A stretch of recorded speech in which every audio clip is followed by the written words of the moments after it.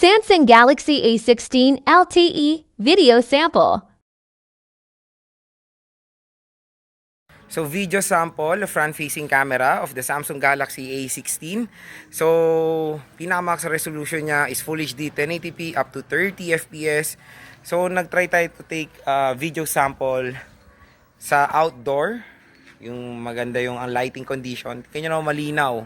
Maganda yung color reproduction ng plants, di ba?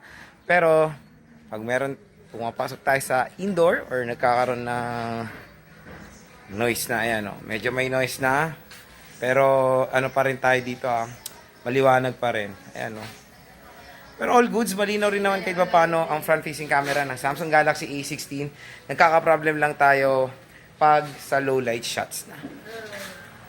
Video sample, rear camera of the Samsung Galaxy A16.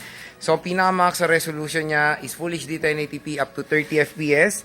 So, ito alaga namin, si Mir.